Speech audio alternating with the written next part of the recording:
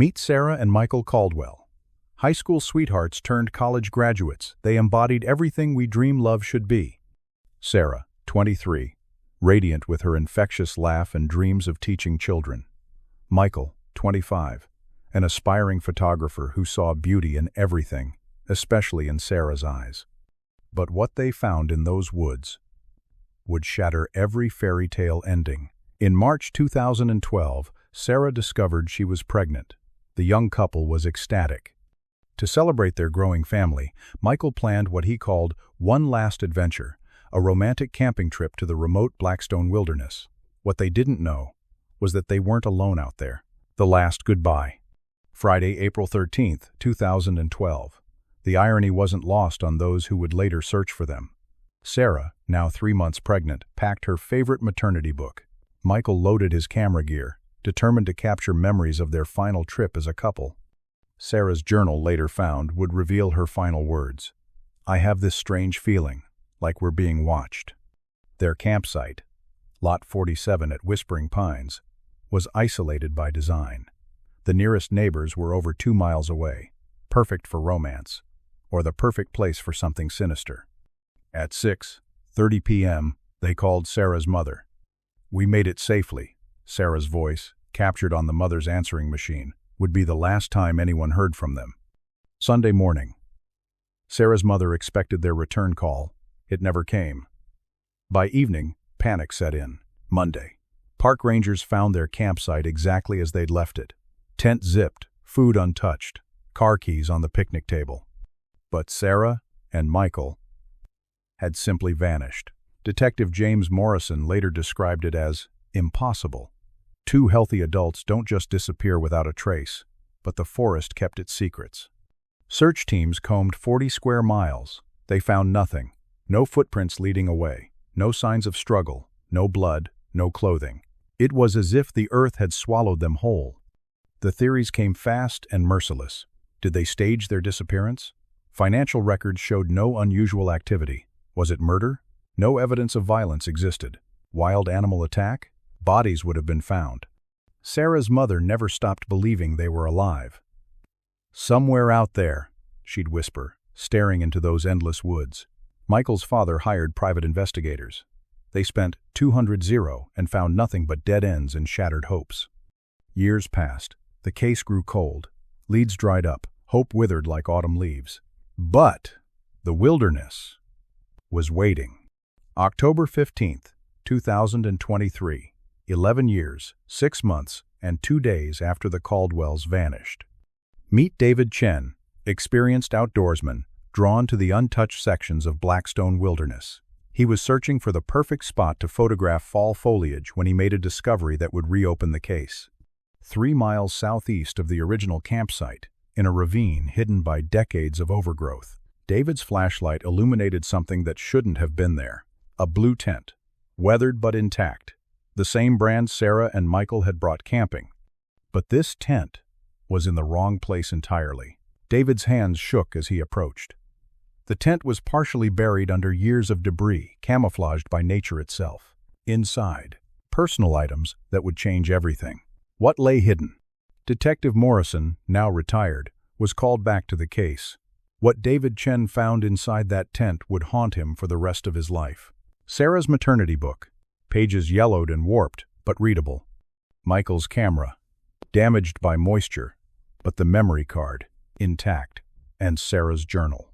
The final entries would reveal a truth more terrifying than anyone imagined. The last entry, dated April 14, 2012. "He's been watching us. Michael thinks I'm being paranoid, but I know. Someone is out there. I can feel eyes on me. We're going to pack up and leave first thing in the morning. I pray we make it through the night." But the most chilling discovery was yet to come. Forensic experts recovered 47 photographs from Michael's camera.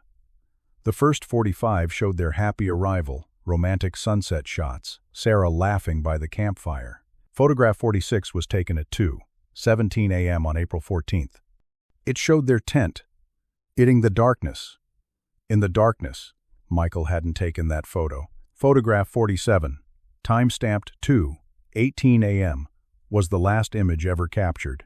It showed a shadowy figure approaching their tent. The figure was holding something in their hand.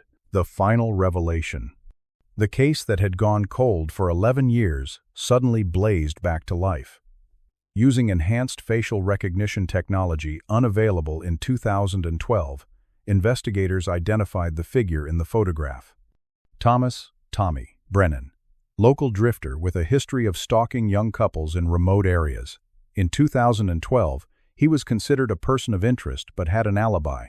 That alibi was fabricated. November 3, 2023. Brennan was arrested at a homeless camp 200 miles away. Under interrogation, he confessed to following the couple, watching them for hours before making his move. "I didn't mean for it to happen. I just wanted their camera, their money. When they woke up, everything went wrong." But where were Sarah and Michael? Brennan led investigators to a location deeper in the wilderness. What they found there would finally bring closure to two families and add another chapter to the tragedy. The resolution. Sarah and Michael Caldwell were laid to rest on December 1, 2023. Their unborn child, whom they had planned to name Hope, was buried with them. Thomas Brennan was sentenced to life in prison without parole. Justice served, but at what cost? Sarah's mother, now 67, finally had answers. "I can stop wondering," she whispered at the graveside. "They're at peace now." Michael's father closed his photography studio. Some wounds never heal, even when the truth comes to light. The Caldwell case teaches us profound lessons about wilderness safety, the persistence of hope, and the power of never giving up. Their story, while tragic, offers crucial insights that could save lives.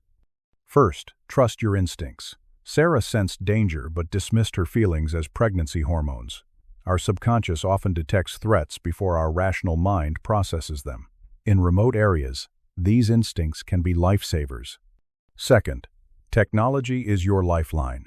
Modern GPS devices, satellite communicators, and emergency beacons weren't widely available in 2012.